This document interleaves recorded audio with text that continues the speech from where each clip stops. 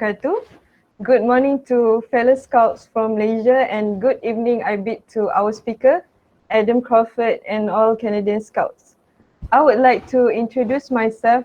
My name is Noor, or you can call me Del. I am the president of ROVER Sea Scout of Team Malaysia Terengganu. I am honored to be here today in our program, Scout Compass Culture, which is a sharing session between scouts from Malaysia and Canada. As you know, we are gathered here today as a one family, as a scout member, and I'm pretty sure all of you can wait to participate in our sharing session today. I am so excited to look forward in this sharing session, and last but not least, I hope all of you enjoy our first online program. Thank you. Thank you very much, Ms. Noor Adila Sajiri, for her speech just now. This is a friendly reminder to fellow scouts. Please turn off your microphone and get ready with your question because there will be a Q&A session after each sharing session. Well, without wasting our precious time, I would like to invite Mr. Adam Crawford from Ottewell 100 to start with his first sharing session. Please welcome. Thank you. I'm looking at the number of people on here, 31, and I owe to have a university-based program, and I think that's the first difference I'll point out. So let me present the my screen here. Maybe a window is better. There we go. Canada is it's huge. You guys have learned a lot of this already. So I'm going to continue. I've got a picture of me and my wife there as we go out backpacking. A little bit more about me. I have a dog. It's about 2 years old. And when my wife doesn't like to go backpacking, I put a backpack on my dog. So where is Canada? Where am I? So this is Canada. Like I said, it's the second largest country by landmass. And zooming into Western Canada, we'll see Alberta and British Columbia, the two provinces that I see here in the chat room here. So this is Alberta, that's where I'm from, and British Columbia here. I'll probably call it BC, just because it's easier to say. And I'm from Edmonton. So Scouts in Canada is a little different from a lot of world organizations. We have 2 world organizations in our country. Scouts Canada separates their age groups like this. I find as I talk to a lot of people around the world, they either don't have ventures or they don't have rovers. And half of them don't have a sort of beaver age group. So it'll be very interesting for me to learn more about your scout program. But we see our different uniforms here. So we've got a beaver who's definitely very happy to be there. We have so he wears a vest. We have a cub who wears a gray shirt, and they have a special woggle that says, you know, I'm a cub. And we have scouts in green. And I don't have ventures in this picture, but they would be in purple. And there's me. So leaders and rovers both wear red, and it kind of signifies our age group there.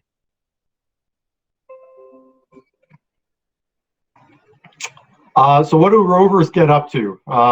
We have a variety of things that we do.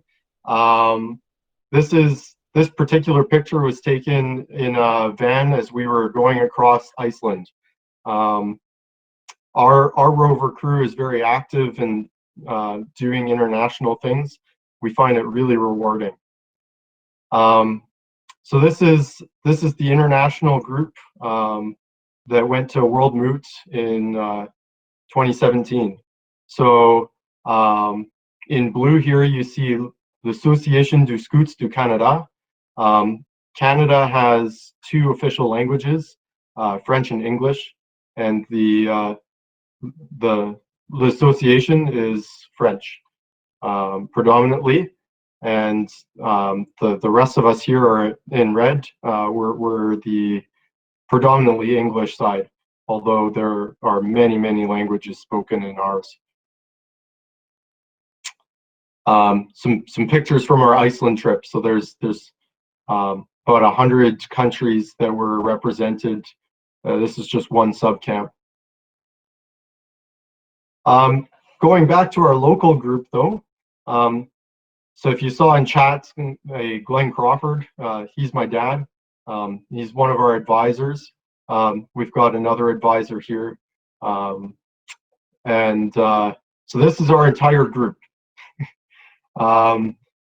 So in Canada, we don't run a lot of university level groups.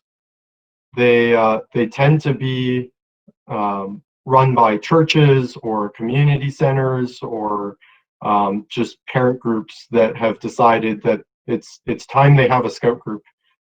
So ours is one of the church groups, church-sponsored groups, I should say. We do lots of backpacking. That is our sport of choice, our activity of choice as we go through things. So you'll see lots of backpacking photos. I'm going to apologize up front. I am not very good at taking photos. So if you're a photographer like my friend with the big telescoping lens here, and you're saying, well, this is clearly taken with a cell phone, it is. I'm more centered around the landscape, so I tried to pick as many photos with people in it as I could. So this is a marmot that we found on the trail. We see lots of other cuddly creatures. This one's a porcupine. He's about the size of a large house cat and covered in quills. The business end to the back. So there's lots of wildlife in Canada that we watch out for. Most of them are vegetarian. This is one of them. He likes to use his tail as a bat and poke his quills into things that he feels are threatening. But some more of that scenery that we hike for. Canada's got lots and lots of rivers and lakes. About 20% of the world's fresh water is in Canada. Most of it frozen. About 7% of it is in lakes and rivers. Or 7% of the world's population, or world's fresh water is in lakes and rivers in Canada. So these packs that we carry are about 50 pounds.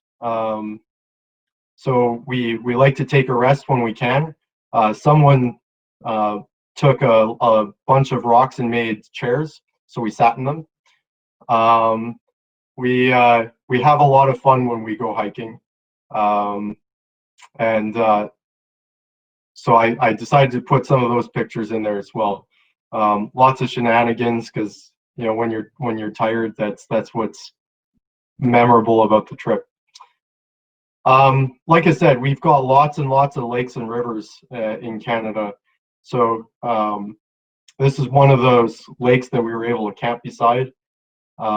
We have long days in the summer because of how north we are.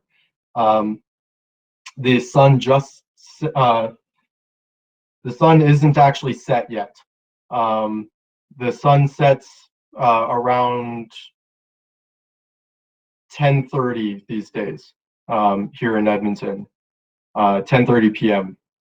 And so in the summer, we have these long days that we can camp in. And the flip side is that we have long nights in the winter.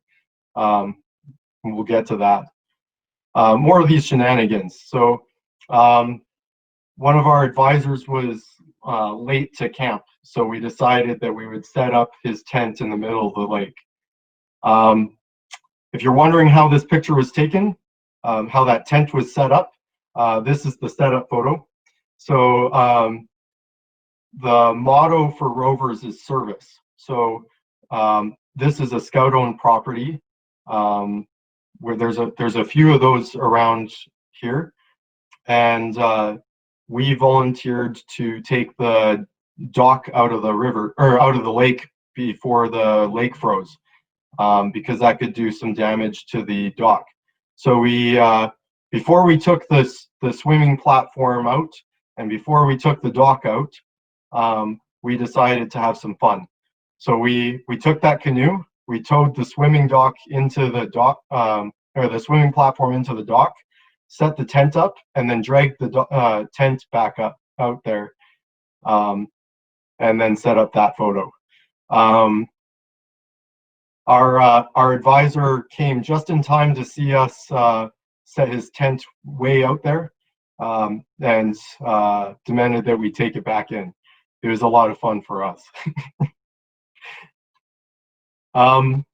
So Canada is really big, so it gets a lot of different variety in what we see for landscape. This is off the west coast of BC. We have what we call rainforest. It's not tropical by any means, but it certainly feels that way after our winters, and gives you some ideas. So we've got some pine, we've got lots of deciduous trees in here and cedar trees in here. So this is ocean, and our I got this question a few days ago. So our beaches tend to be very rocky and not so sandy, and that's just the type of geology we have out here. But we get lots of silt and stuff in our lakes and rivers. So this is us trying to cross one of those little streams, and having lots of fun doing so. Here's a photo. So we had to hike about 3 days to get here. This is Berg Lake in British Columbia, and this is permanent ice. So this glacier chips ice into the lake, and so we call this Berg Lake because it looks like little icebergs floating in the lake.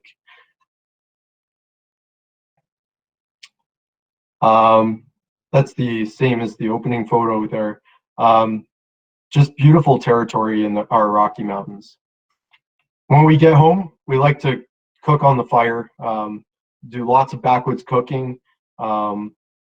It's a great way to use our long days. So yeah, so this video that I'm about to show you, we decided to go and make a drone. So we took our soldering kit out. Nigel's an engineer, I'm an engineer. So we decided let's make a drone. So this was its maiden voyage. Oh, let's back up here. This is its maiden voyage here. On his maiden flight. What do you call this one, Nige? The drone, yeah. I don't know. I haven't thought of a name for it yet. So we get up to lots of different things. This is actually in the basement. Nigel's recording it on the camera that's on it. That sponsors our group. Okay. Stand by. You're about to learn why indoor flying is not good for a maiden voyage. Ooh, it was not calibrated. Little jump there.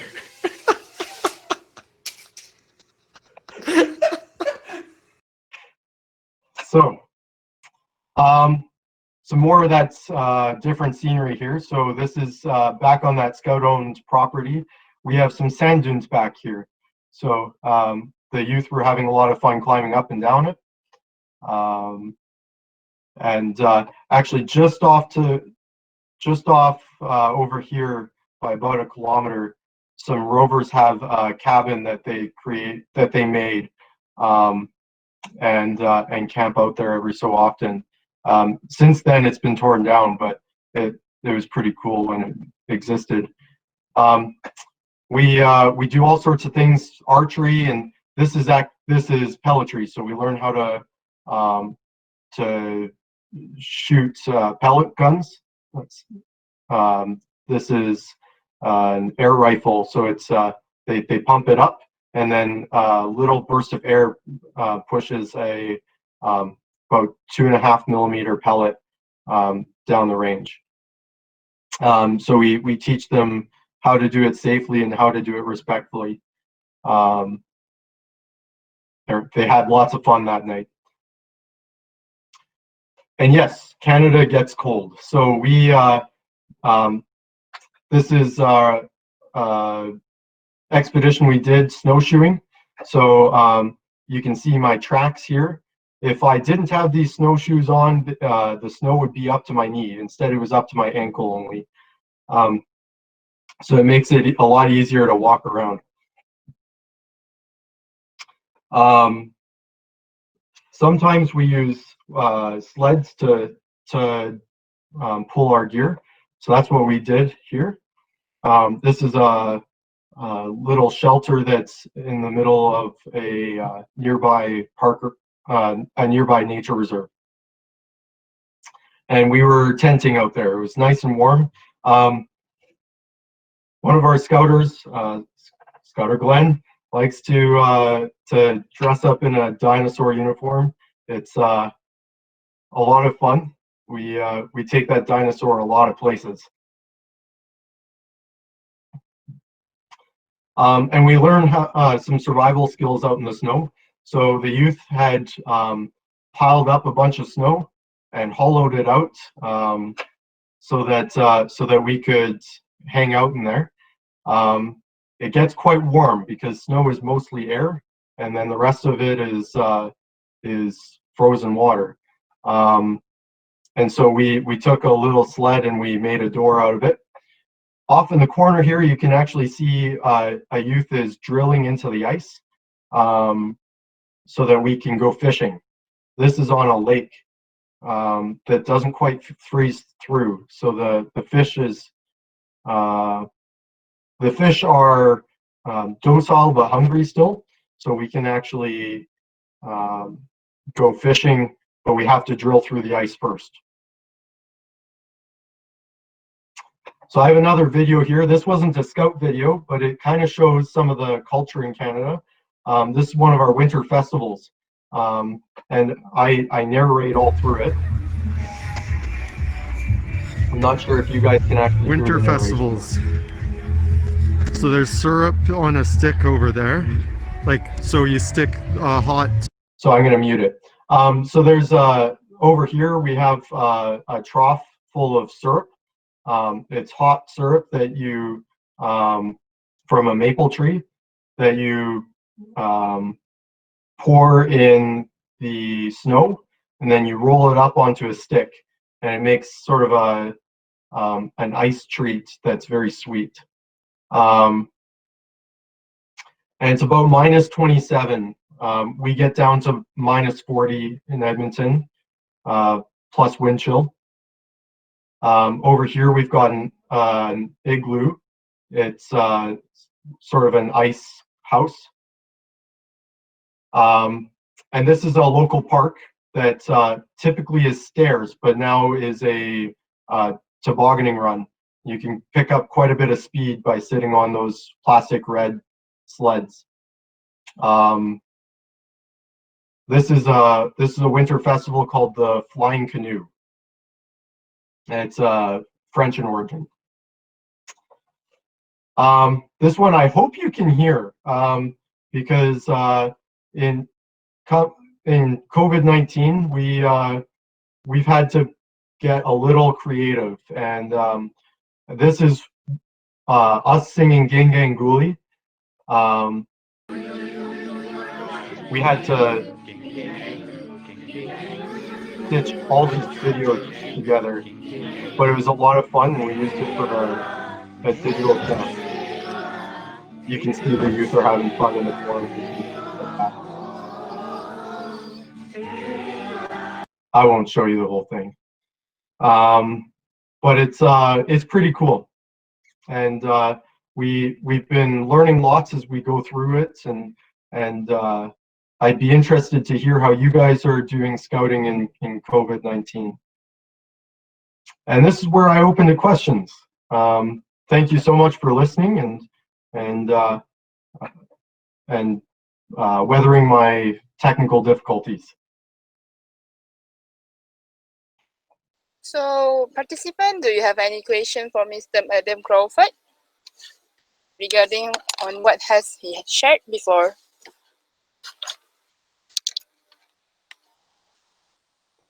Well, I have a question.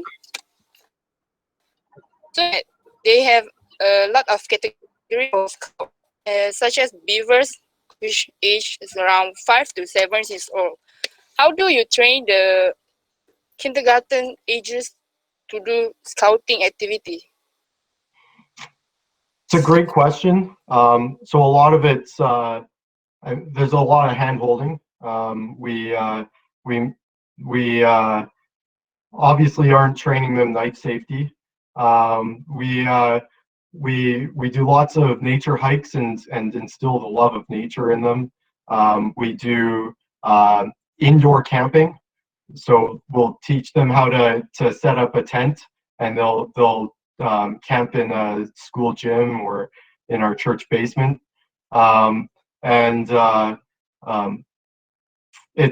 There's a lot of crafts and things like that, sometimes with things they found on their nature hikes.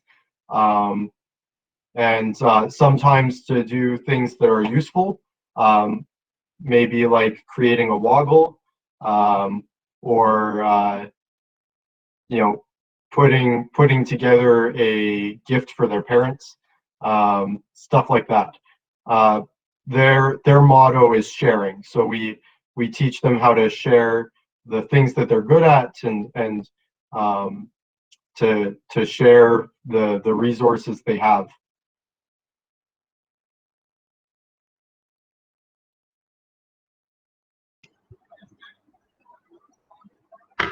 I hope that answered the question. Yeah, that's very informational. So, any question for Mr. Adam? Hi, Adam. I don't want to ask a question, but I just want to share something. From our club, we also have, from Malaysia, we have many rivers and ocean here, but we haven't had any activities from like you guys doing activities in river, but we have some plan actually to have a camp beside the river, but it is delayed because of pandemic outbreak. So we really hope that we also can experience like you guys did. But we also have different extreme activities like via FERRATA, which is climbing rock, and also climbing the cliff. But since we don't have what we call salji. No. Oh, snow. Okay, sorry. Since we don't have snow here, so we do not really know. We don't have any activities like you guys. I had so much fun watching your activity. Yeah, thank you. I mean, I see that Ian is in the chat here as well. We go indoor climbing as a hobby as well. Yeah. And we teach the youth how to do that, and there's obviously some knots that they have to know how to tie. So it's a good skill to learn. Yeah, sounds really good. I do want to share, so COVID-19 has knocked out some of our adventures as well. The adventure that we wanted to do this year, let's see if I can present the slide again, just to show you where we would have gone.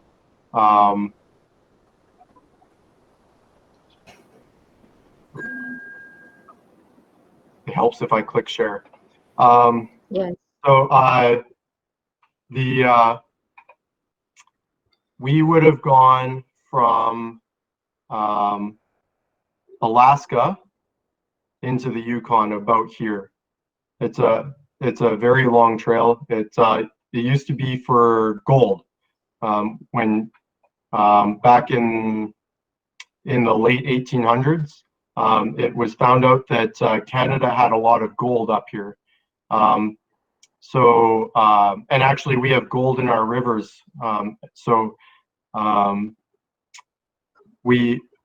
It used to be that a bunch of Americans would hike all the way into Canada and set up gold mines up here. And so that same trail is the one that we were going to do, but COVID-19 had other ideas.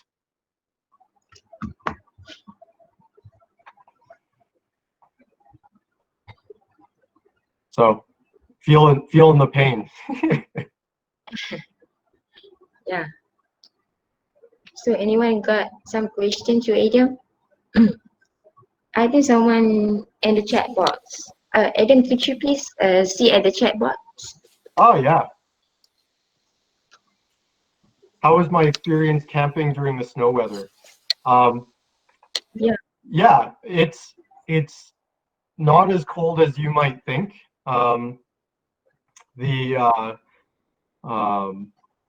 You just have to dress warmly and have a good sleeping bag. So our sleeping bags, I don't have one with me, but our sleeping bags have different ratings. The one that I used on that trip was to -5. And I have a sleeping mat that takes me off the ground, and that's very important. So it's actually quite nice because often when I sleep I sweat. So it's when I get into cold weather, I don't sweat nearly as much.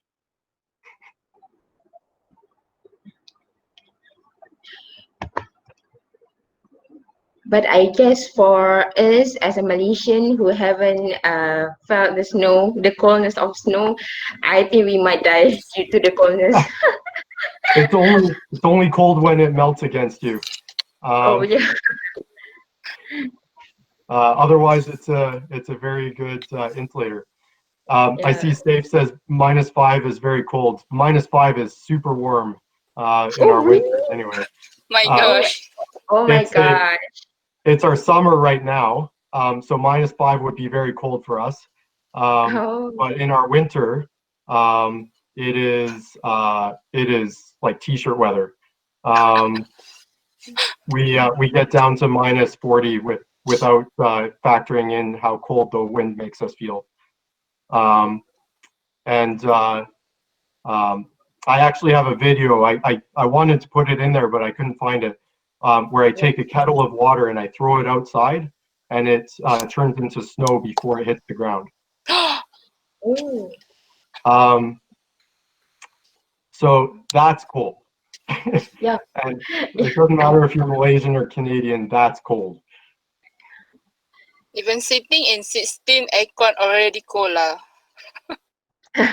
Yes. Imagine sitting in negative. I read Malaysian weather. Yeah. Mr. Adam, do you have any unforgettable memories during your camping? Like maybe getting chased by hornet or something like that. Yeah. So, are you familiar with a bison? What a bison is? It's like a cow. Yeah, it's Oh, like a really heavy, big, muscly cow, um, with giant horns. So I remember we had a scout in the outhouse.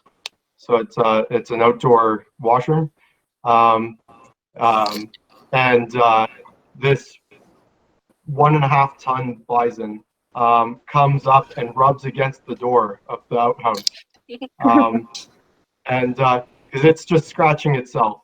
Oh, just like Avatar Aang, yeah, just like Avatar Aang, yeah. So it starts scratching itself against the outhouse door. Now, my friend is a black belt in karate, and so he tries to open the door and goes, "Haha, very funny, guys." He thinks that we're holding it closed, so he starts kicking the door, and the bison's just keeping on rubbing up, and we're like, "Colin, we're way over here." Suddenly, the outhouse gets very quiet. oh, And as he realizes that there's a bison on the other side, and it was a big one too, so it was really funny, and because yeah, like if you like I've seen bison rush a truck and flip it over, and then just shake its head and walk away. So can be very dangerous. And this guy was just kicking the door with the bison on the other side. So there's lots of winter memories as well, but then it just becomes a storytelling session. yeah. It's fine. It's really good to hear.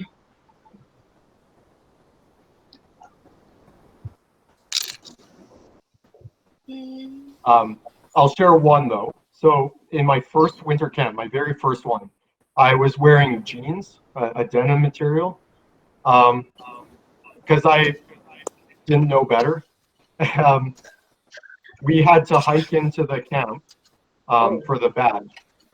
So we hiked in 2 kilometers in our big snowsuit, and so I was sweating, and so my jeans were wet, right? Oh, We go into the tent for the night. You know, I change out of my jeans and things like that, and I put my jeans in the corner of the tent like I normally do. Well, when I woke up, my jeans were the same consistency as cardboard. They had frozen solid, and so that was a quick learning opportunity to always put my jeans inside my sleeping bag, or just don't wear jeans at all. So,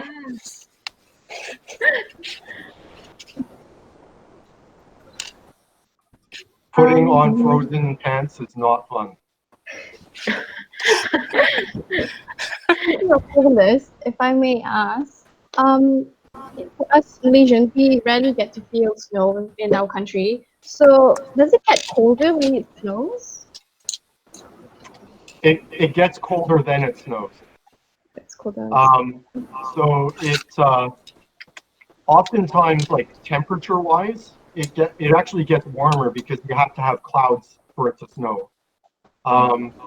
And so so the whatever energy is still on the earth, it's getting trapped by a blanket of clouds.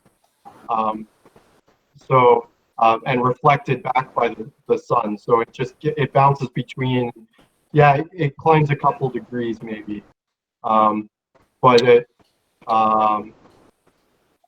typically doesn't get colder when it snows. It gets cold then it snows. I see. Okay. I also have one more question about the Scouts in Canada. The French Association. Do you guys have the same program as they do, or do you guys have a separate program? It's a similar program. I think that they run the same age groups and the same type of activities. It's just in the French language. There's a province in Canada called Quebec that is French speaking, and so they get very protective over their language, and this is one of the ways they protect that language. Thank you for the information. I guess that's it. Thank you for Mr. Adam for the sharing session and for the Q&A session just now. Please give a clap for Mr. Adam Crawford.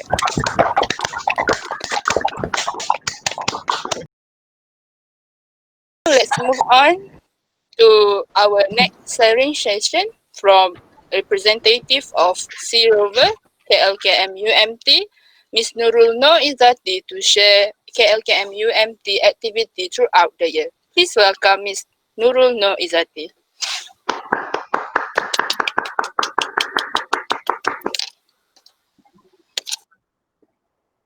Oh wait, that's a problem.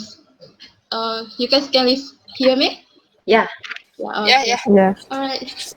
So a very good morning to all the Malaysian participants and good evening to all the Canadian participants.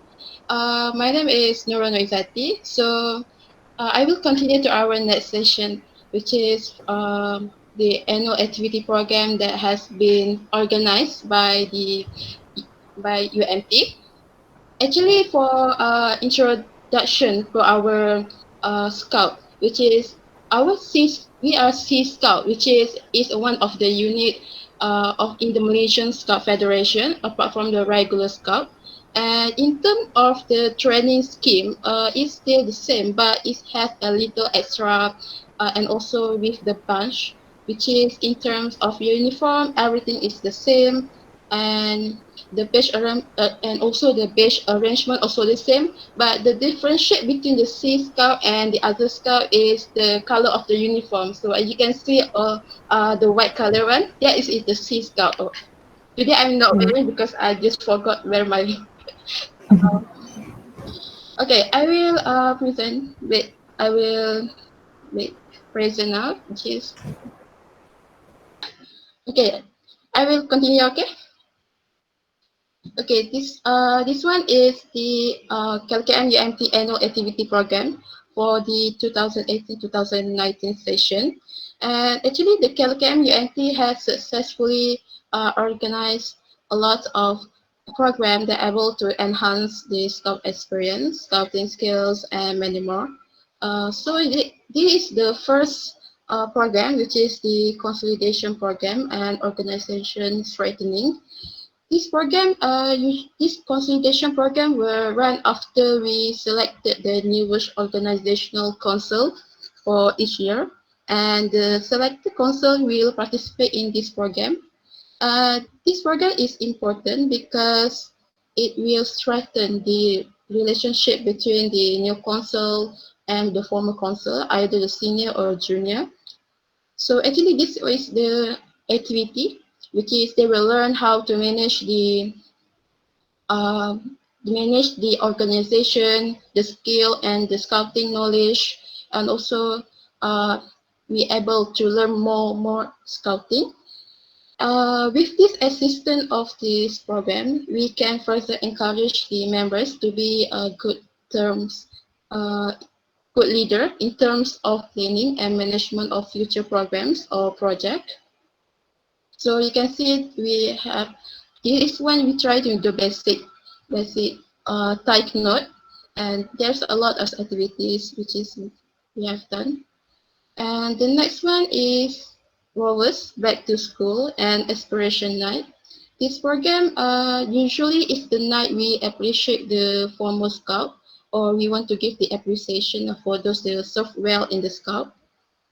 And also we give appreciation for the award recipients, which is this one, the award recipient. of the WSEP, which is World Scout Environmental Program. And also we also having dinner together with the Scout members, the club advisors, and coaches. And also we have enjoyed a lot of fun during this program. Everyone enjoying their day time. And the next one is we are doing Iftar Jamai Nemo Rovers. This Iftar Jamai is we run during the holy months, which is in Ramadan, in this for the Muslim calendar. And the main activity in this program is we want to break the fast together with all the members. Even we are from different background, we are eating and break the fast together. And also we have prepared a lot of food here. We prepare all those food together, and then we can break the fast together. And with this, we can strengthen a relationship among the members, and also we can increase the cooperation among the Scout members. So this is the program here. And then is KEMBARA BUMI LANGKAWI 5.0. Actually, this program is annual program that was held every year in Langkawi Island. And this program is the 5th time, but since the pandemic, which is COVID-19, had approached, so this year I think I don't have any KEMBARA BUMI LANGKAWI. Actually, this time it was participated by 65 participants from the UMT, UTHM, Unisza, PTSN, and also Indonesian Scouts. So with this program, we go for implemented for 6 days, 5 nights around the Langkawi Island. Actually, the objective of the program is we want to get the expedition badge as well as the WSEP award, which is the World Scout Environmental Program Awards. So in this program, all the participants will travel by using by walking or using the public transport to reach the destination. So which is we also using this boat to reach our destination, and also we are walking around, which is here. And also the program permits members also prepare several other activities, which is we want to enhance the Scout experience during this program, which is communication skills, survival skills, and many more.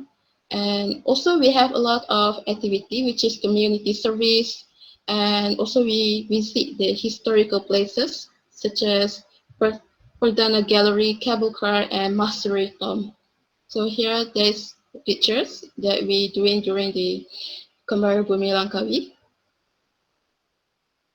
So the next one is Unity Arabic for Peace. This program was participated by 235 participants from different backgrounds.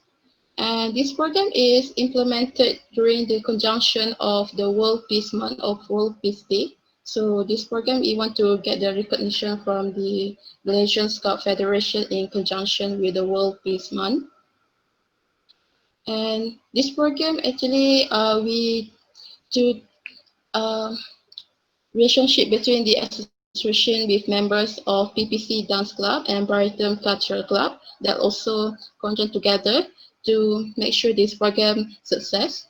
And also the student of University Malaysia of Terengganu and also join this program. This is the first program that available in KLKM UMT actually. So here's the program, which is VTANS, which is Arabic Esport Peace. It's all everyone's. And then we have Via FERRATA Expedition. Via FERRATA Expedition is the expedition where we climb the mountain, and the main objective is we want to get more experience, and we want to make sure our cardio skills strengthen our cardiovascular and mental resilience. So this is the first program, OENT. And also we are climbing the mountain, which is this one, Via FERRATA mountain here. we have done climbing. It's quite challenging to reach to the top. And the next one is UMT Rover Virtual Camp. This program usually it is a mandatory program that is every new scout that register with KLKM. It is important for each member to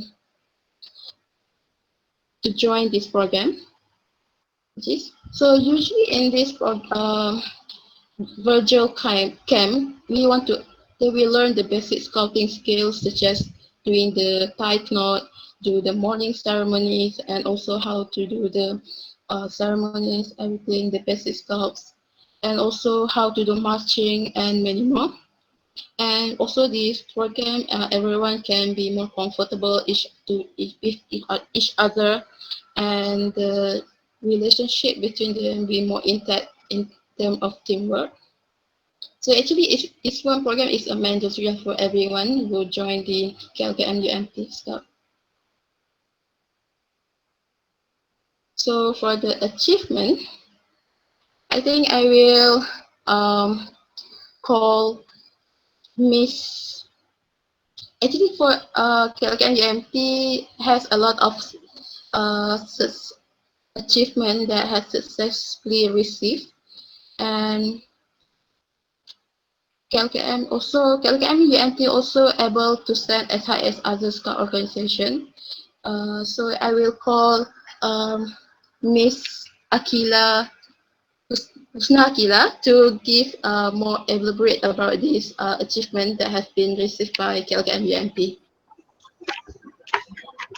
Okay, thank you so much, Izzati. So my name is Norhusna Aqila, so you can call me Husna.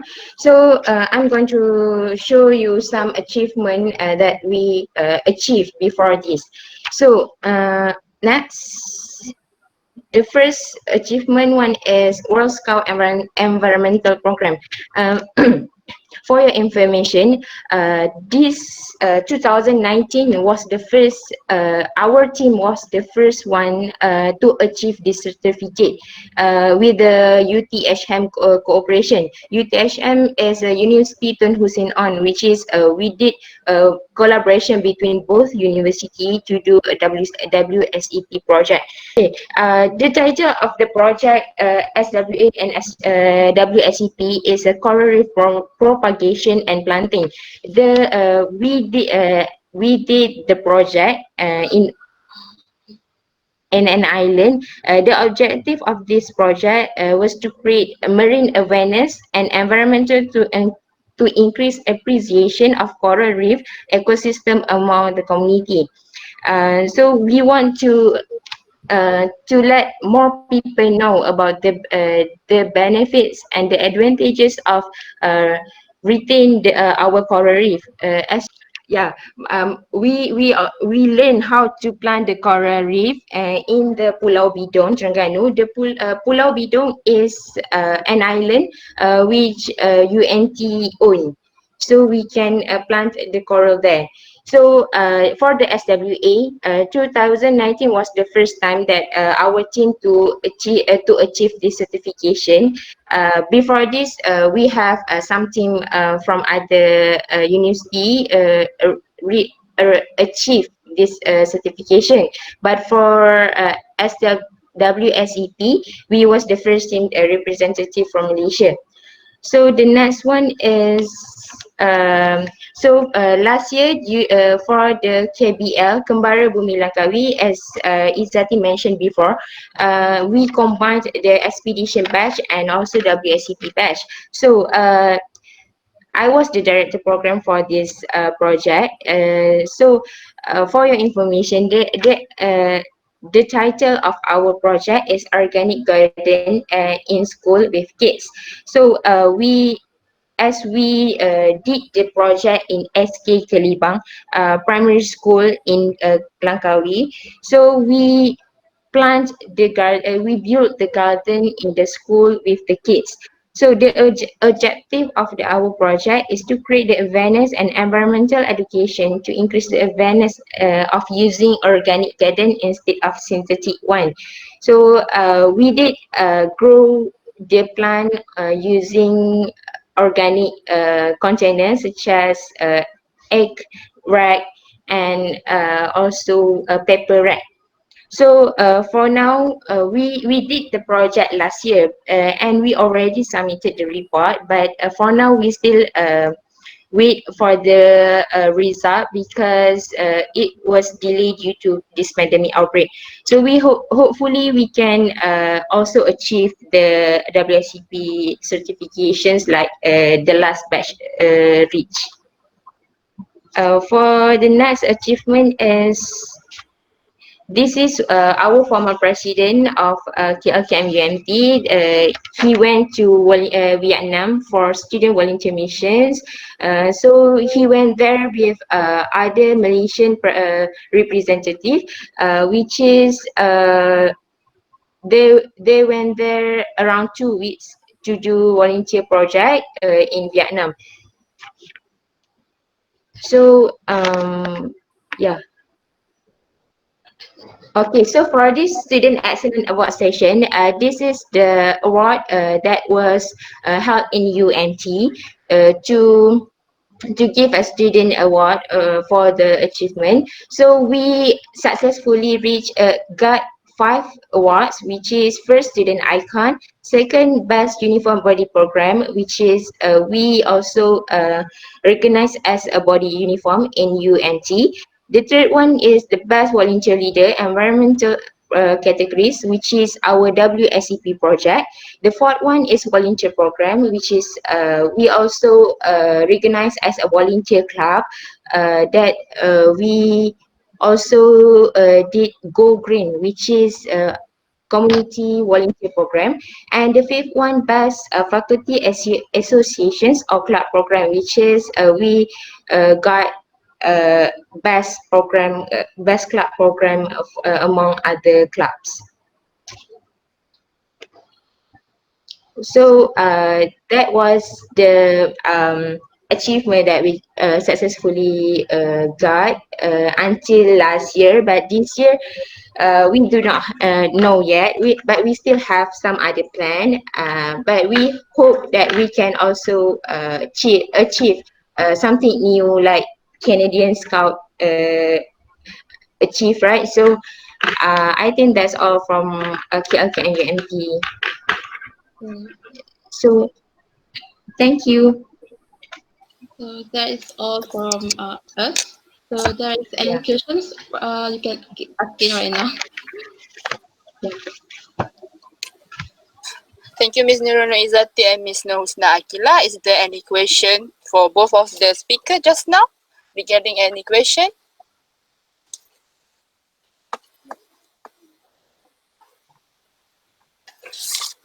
How did so the coral thing? I think that's really cool that you guys are able to go and plant coral on an island. How did you guys pursue like permission to do that, or was that an easy process?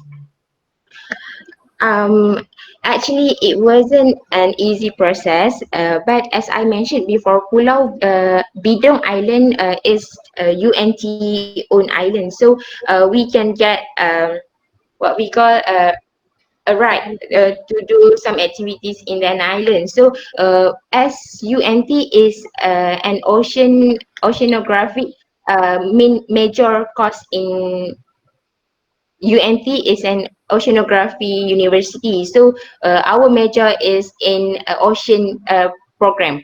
So we have an expert in ocean program. So we got some help from them. Very cool. How long have you been doing that? Have you been doing it a few years now, or? Since our first program, since until today, we still have to regularly check on that coral to see if any changes on that. So for now, the coral is still okay and growing up. So it's been 2 years already. Cool. Yeah.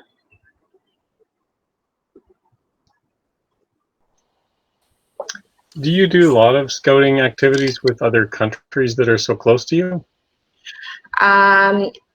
We are planning for, but for now we only have some connection between Malaysian and Indonesian scout only. This is the second time we did expedition with the Indonesian scout.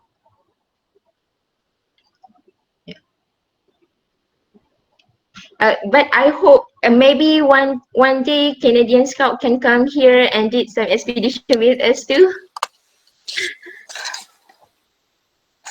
And you'd be welcome to come over here as well.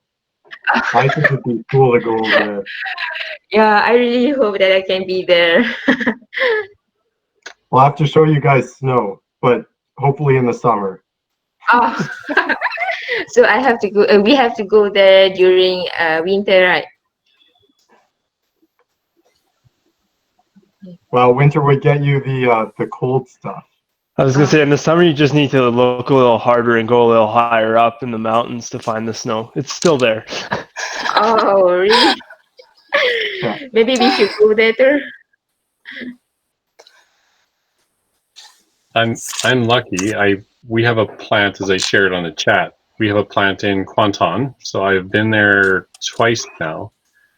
So I met with the group in Kuantan University. Last trip I was there 2 years ago, and so I had an open invitation. I was supposed to be back there this spring, but with COVID that was canceled. But the plan was to pack my hiking boots, and we were going to go and do some hiking with the group there. So I'm sad that I missed that, but I have had the chance to host some people from our Malaysian and Indonesian plants. We have one in Kuantan, one in Kabil. And so we brought them here, and so I got to take them into the mountains and take them and introduce them to snow. So they were very excited about that. So. So Kuantan is near to Terengganu. For your information, Kuantan Scouts team is the first team that achieved SWA certifications. That's awesome. Yeah.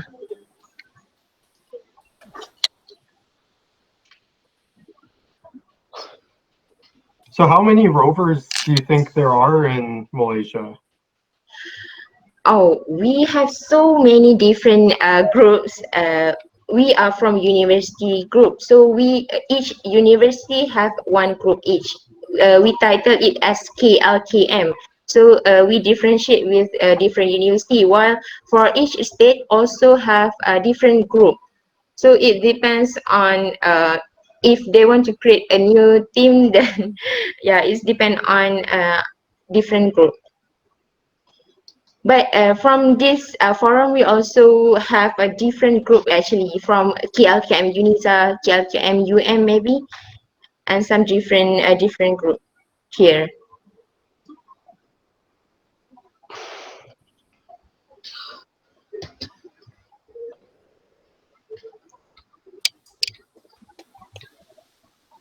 Is there any more question for Ms. Norhusna and Ms. Izzati? So if we were to head over to Malaysia, what sort of expedition would you plan for us, with us?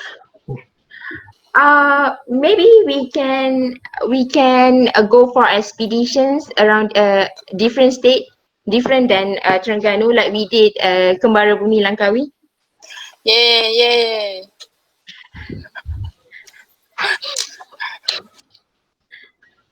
As Adam talked about, we're a long way from the ocean, so an ocean venture would be awesome. Oh, okay. It's a good idea actually. I had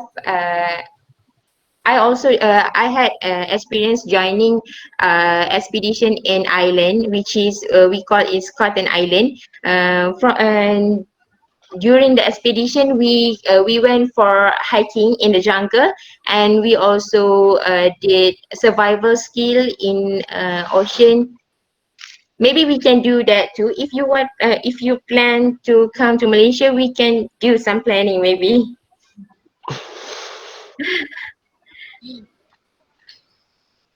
I always have to ask this question. What is the most Okay. dangerous thing about your expeditions? Okay. It's a Adam good showed you question. porcupines, and he showed you some small. We talked a little bit about bison, and I saw some chat about moose. But yeah, it's very different. I'm fortunate. I get to travel around, and I find it's very different when you go to different regions or different areas. You have different. I like to hike, so I'm always curious. What do I need to be aware of or be cautious of when I hike in Malaysia? Okay. It was a good question. Okay. From my opinion, since Malaysia is quite small than in Canada, so if I ever went for jungle trekking, the first thing that we have to be cautious is wild animal. We don't really have a big animal like bison, but we may have a tiger, an elephant, or maybe a pig. But it's different with different jungle. If we went for a small jungle, then we don't really have that issue. So we have just to be careful because it always raining here. So maybe the jungle is quite Slippery. yeah, slippery. Maybe some other Malaysian scout can give your opinion regarding this. Oh yeah, wow, someone. leech. Yeah, leech. Leech Yeah. is so painful. Yeah, I agree. Leeches are like usually girls. There's like blood sucking. It's like very watery. In the jungles are very watery, so we kind of look out for leeches most of the time. Yeah. It sucked all our blood. Tiny Leeches are something Dracula. we have in our lakes as well. Yeah. But the size, is it like large ones or long ones? Because we have like sometimes we have long ones, sometimes we have like the small ones, and Yeah. they're kind of itchy when we pull them. Yeah, someone is talking about monkey. Monkey is a very big problem when you go for camping. They might snatch your food maybe. Snatch your clothes. Yeah. When you're hanging them. Suddenly my towel is gone. Jeez. I think for me it's a poison, and like the centipede crawl into the tent. One time it crawled into my shoes and I screamed. Everyone was like, "What happened?" Oh, just a tiny centipede. But centipede is still poisonous. Yeah. Centipede.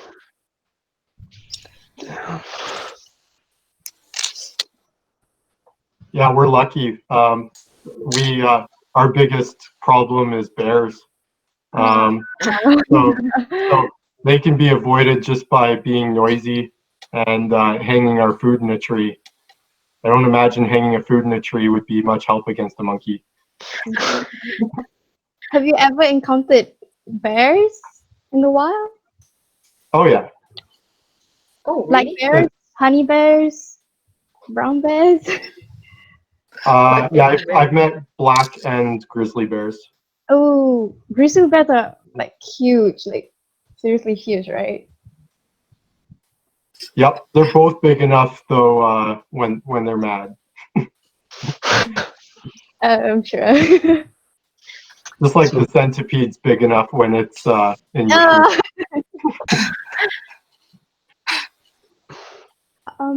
Aside from bears, what about wolves?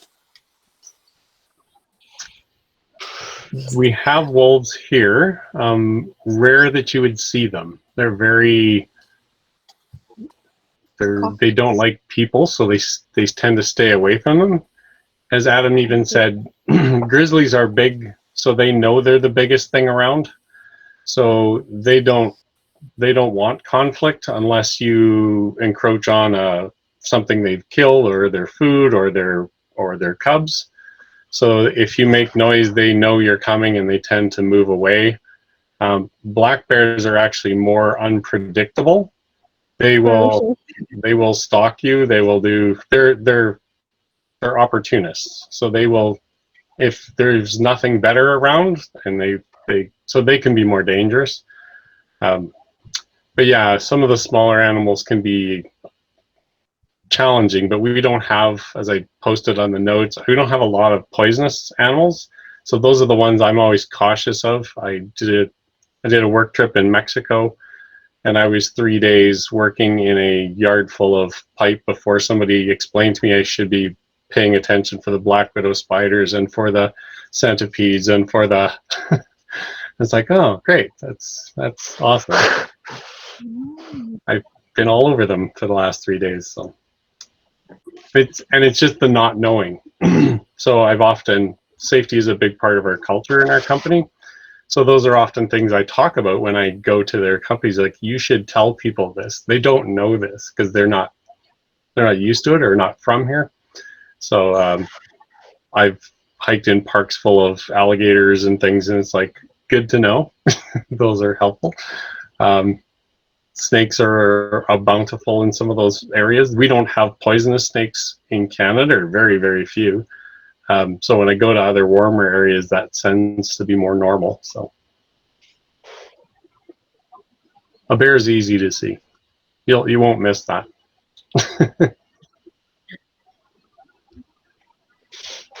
Yeah, they're loud and stinky too.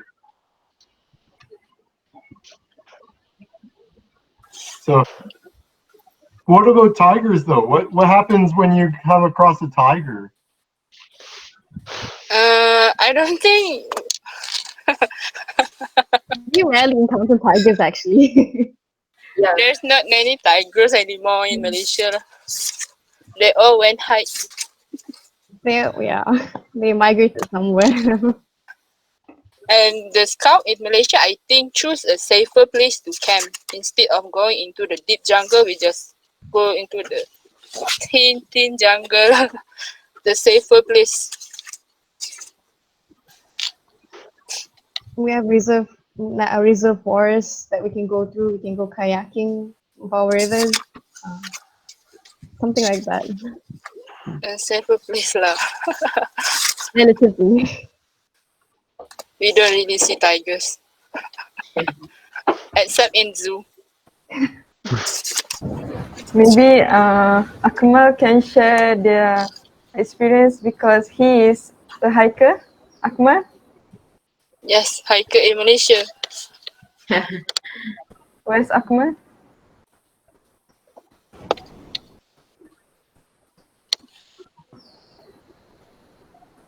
It is.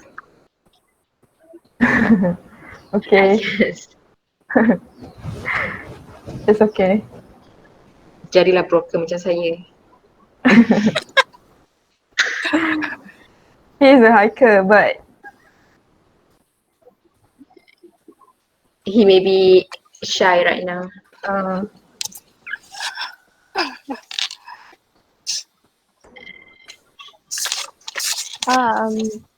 There's one more thing I want to ask, Mr. Crawford. It's about your culture, about the syrup on the stick.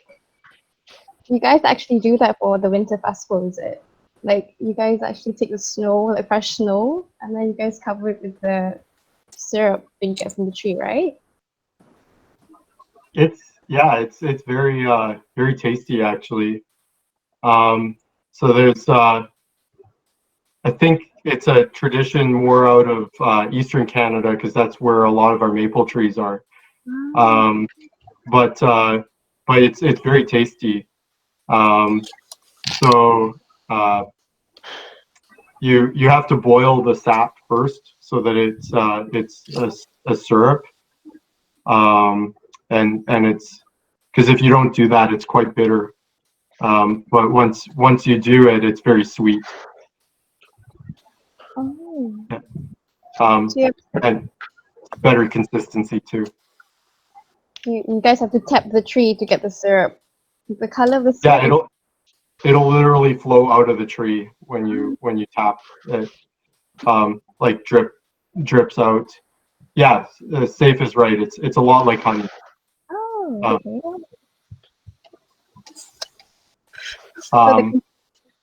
But the snow is a nice little treat because it keeps it takes the hot thing and freezes it and makes it something you can lick. I see. So the consistency and the color, is it the same, like the bright red, or is it like different colors, or the consistency?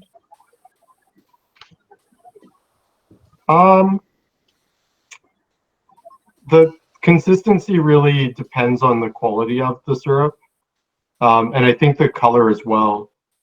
I don't know. Ian, Glenn, do you want to help me on this one? When they first take it from the tree, so it's a type of tree that grows really well in eastern Canada. So they'll actually drill a hole and they'll push a tap into it or a plug, and so it allows the sap is quite clear. And if you taste it, it's, as Adam said, it can be a little bit bitter, but it tastes sweet. But they collect it. And so in the forest, you'll just see rows of trees with tubes coming from them.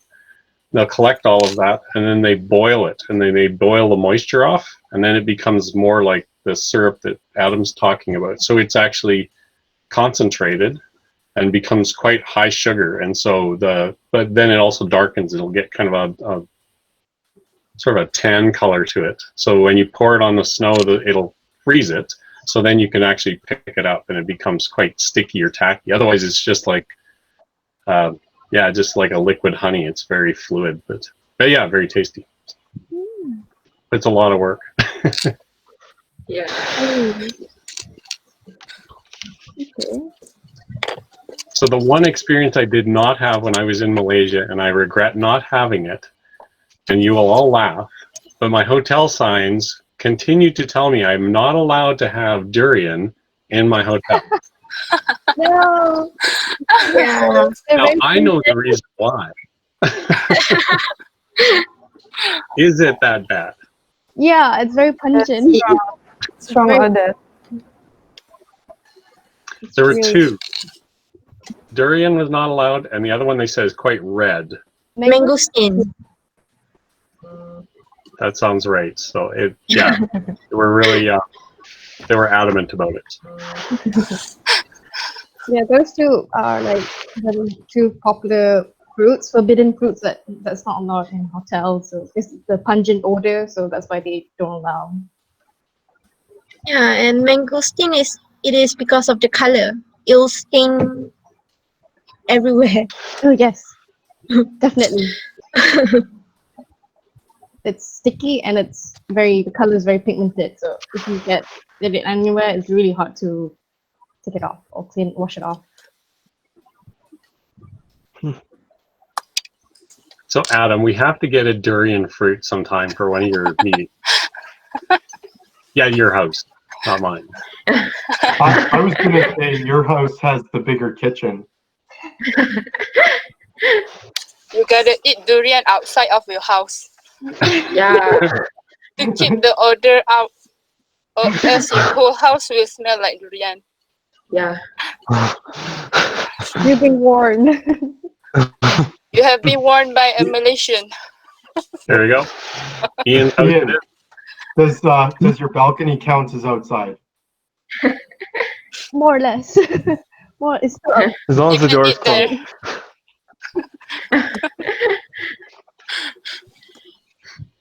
So put that on your list, Adam.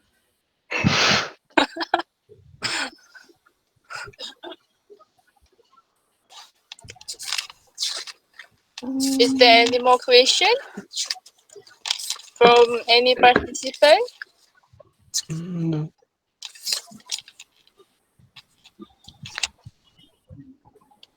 No, this was a lot of fun. and I'm sure as soon as we hang up, I'll have another one. But this is a lot of fun. Thank you. I'm really excited to see you guys organize. Oh, really?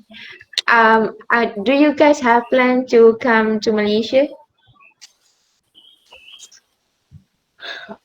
I hope to be back someday. Myself, I again travel for work. We'll see how that goes. See how the travel restrictions. Right now, our company is locked down for travel. So yeah, so that's too bad. But yeah, I was supposed to be there 3 months ago, and so I hope they still want me. And so I hope to be back there soon. But yeah, that would be fun to organize a trip sometime over there. It's a gorgeous country. I'm amazed when I go. It's beautiful. The beaches are amazing. The hillsides, the countryside, it looks spectacular. So, are any of you guys planning on doing World Moot 2022?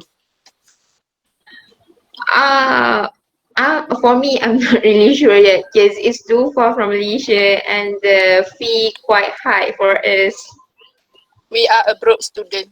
We're considering it. We're considering it. So you I think it's are in you Ireland. going? Oh, so you're going, Adam? We were planning to go at some point, or at one point there, but it got delayed, and that pushed it into other plans. Oh. But maybe still, I don't know. Can I ask about the current issue about COVID-19 at your place? How is it right now?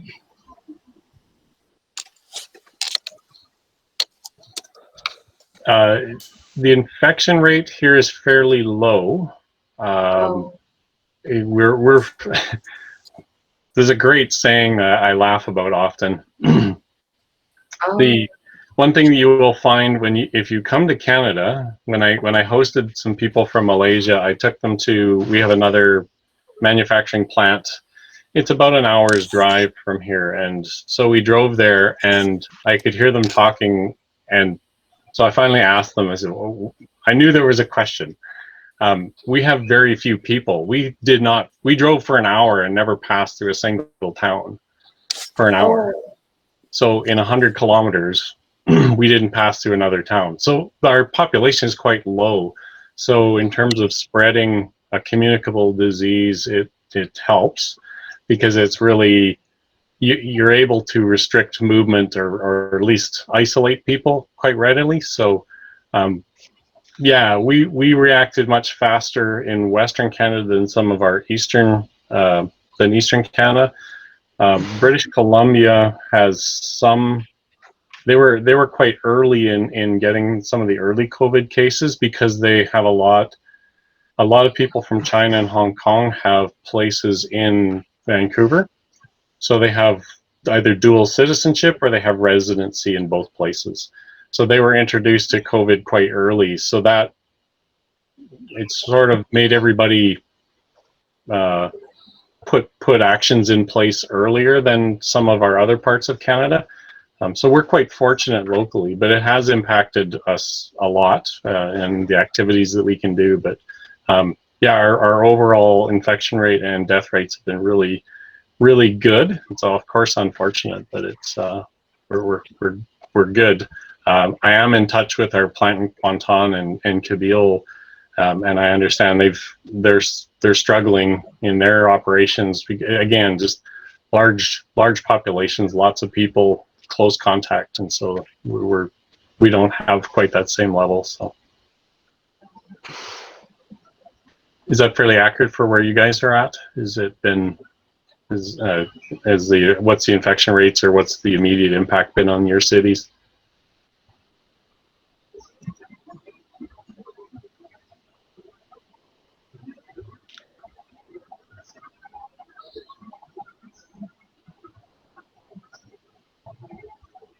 Is someone got some answer?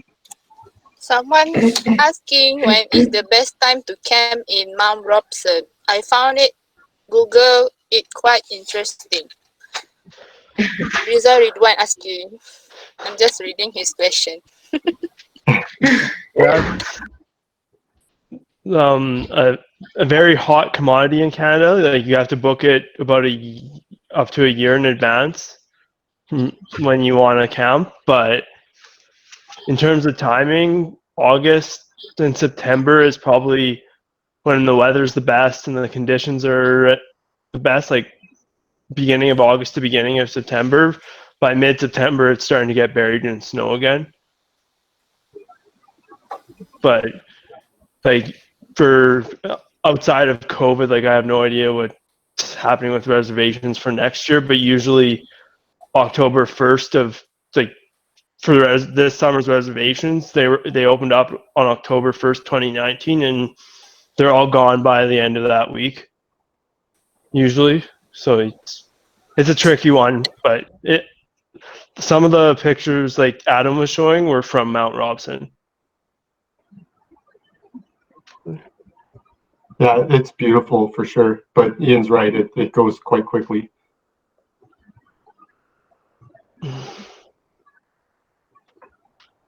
So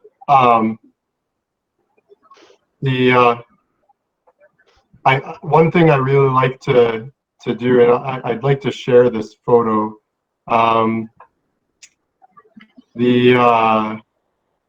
It kind of shows our skyline and just how not dense it is. This is from the middle of the city looking to our downtown, and you can see I was fishing. But there's not one person in sight here, and there's houses on this side of the bank here, but there's not one person in sight there, and so it helps the COVID-19 spread to stop as well. While you're fishing there, did you get any fish? Not that time, no. But there are fish in that river. There's sturgeon in this river as well. So they're quite old. They're quite big, and I would not catch it with that tiny rod.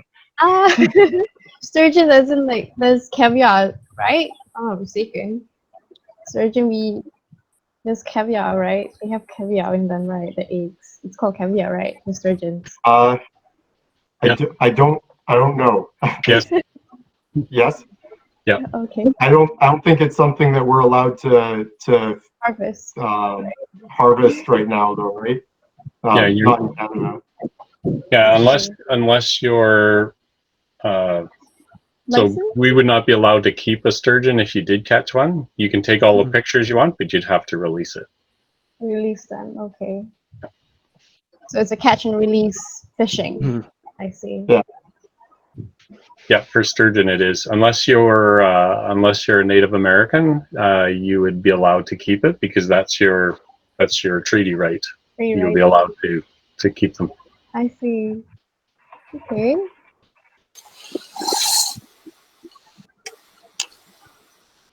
Dad, you've been to Niagara. Do you want to tackle the question in the chat?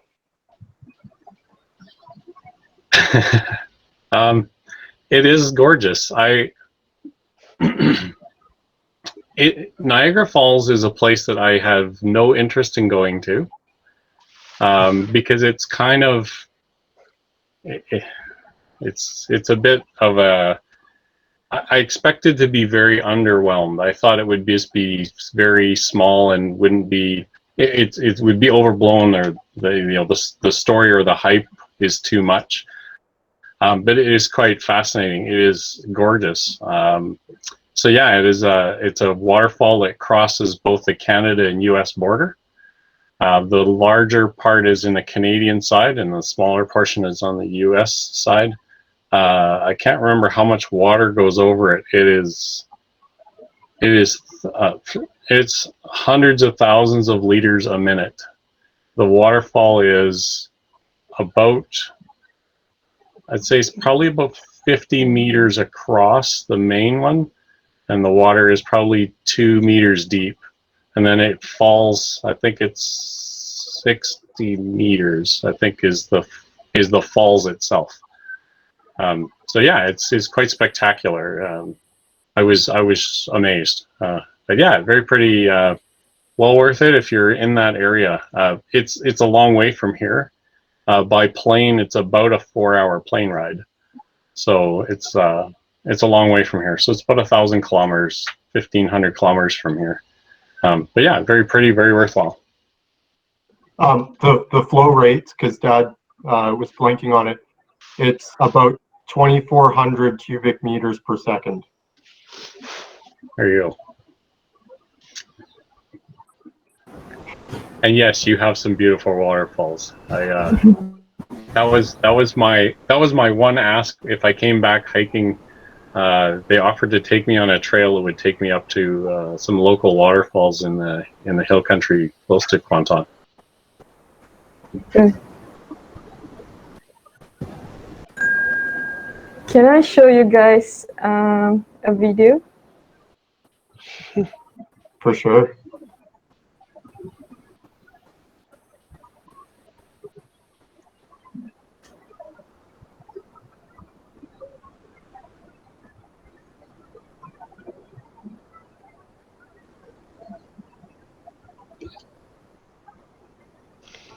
This is our university.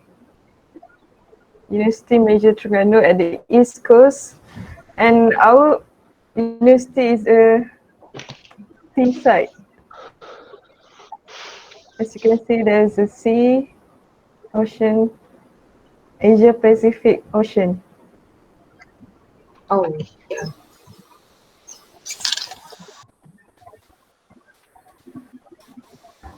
This is mosque that we pray. The sport complex. Only have one field. Swimming pools here. And it's a student center.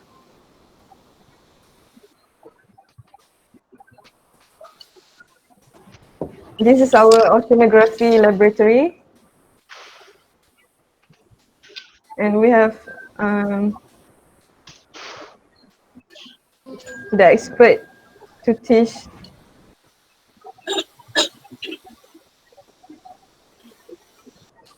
Oh, yeah.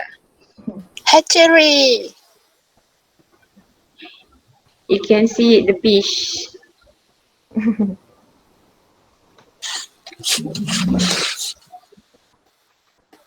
This is the mosque. We pray here every Friday for men's only. And this is the research park.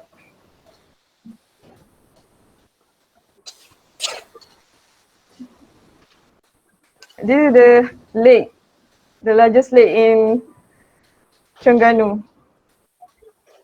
Maybe in Malaysia. It's the second largest maybe in man-made Malaysia. lake in the Yeah, it's not natural, it's man-made. Saw Island. Pulau Redang. Wow. Now we still have a RV discovery ship to go for Mauritius.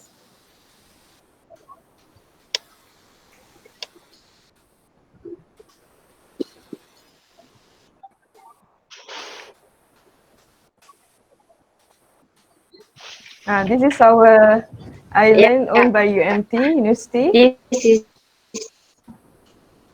Okay. this is the one I'm talking just now, the one we did a quarterly project.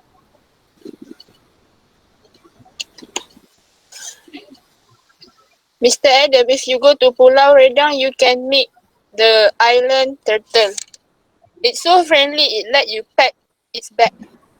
But make sure to ask the local to help you find the turtle. The turtle is more lovely to the local Redang Island people. Yes.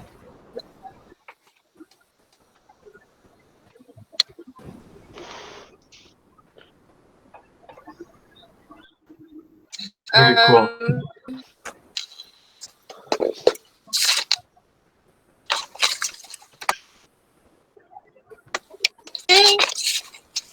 I think that's all. If anyone has any question left before I proceed. I guess maybe since Mount Robson came up and waterfalls came up, if you guys want, I can show you one of the waterfalls that you see about 2/3 of the way up the trail from Mount Robson, if you ever get a chance to do it. Yes, sure. Screen. Show it. Share.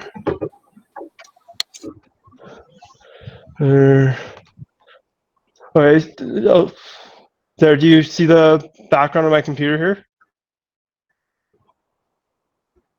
Oh, Do you see a picture with a waterfall and like the mountain? This is Emperor Falls. It's about 17 kilometers into the hike.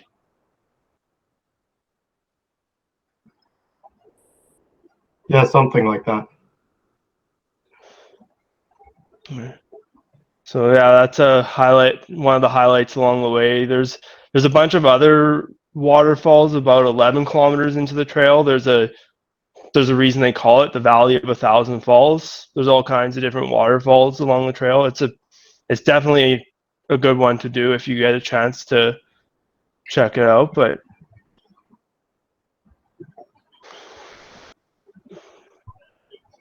yeah, so that's one of the highlights. I don't know, I love waterfalls myself, so it's definitely one of the highlights for me.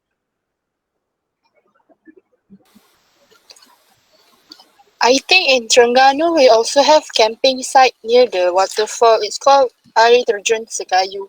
You can actually camp there. Nice. yeah, it's really nice, actually.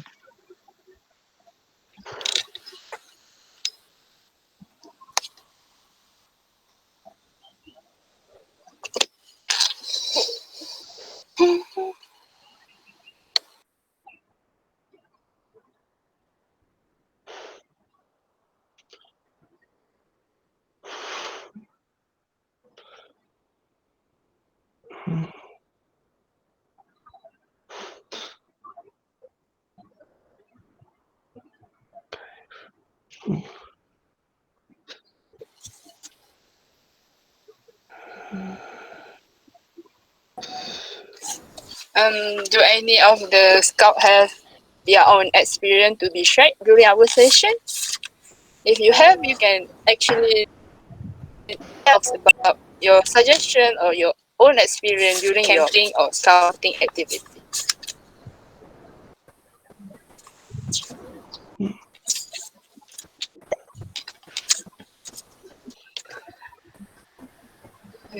Thank you for the spelling everyone has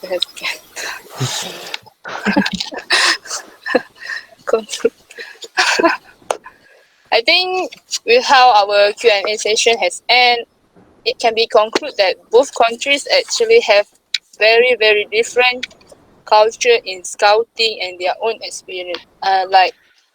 This is just my own opinion during this forum. I can see that Canadian squad are more into traveling and camping. Meanwhile, the Malaysian scout that we have right now are more to beach collecting focus and also volunteering. This is just my opinion, but I can say that both countries has an amazing sharing session for today. It feels like hours we have spent here is not even enough for all of us to talk about what we have done during our scouting experience. I would like to say thank you to everyone that have participated in today's forum. Please remain seated in your seat as we are going to do an online photography session. Every participant, please turn on your camera for the attendance.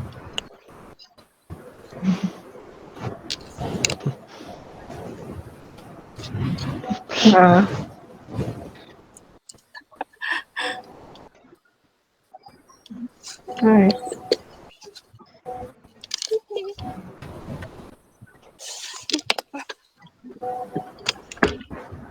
if you guys didn't turn on your camera, no certificate will be given to the Malaysian Scout.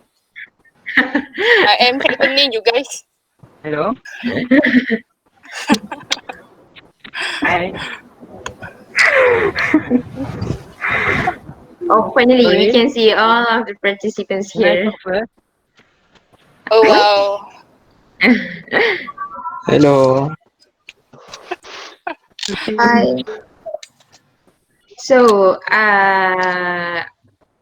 Can I disturb first? Sorry. yeah. Yeah, sure, Can you Hanif. hear me? You always disturb us. Wow. Oh, wow. Like He's Wow. showing a real-time beach here. No, this is lake. Lake. Where's What that? lake? Oh, I got it.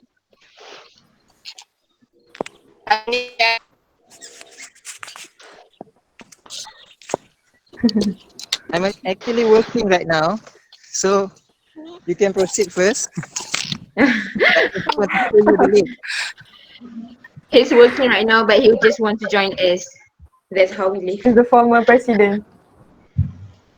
Yeah. Hanif is the former president. Okay, so so everyone should remain seated. Kita keluar. Habis dah? Yeah. No.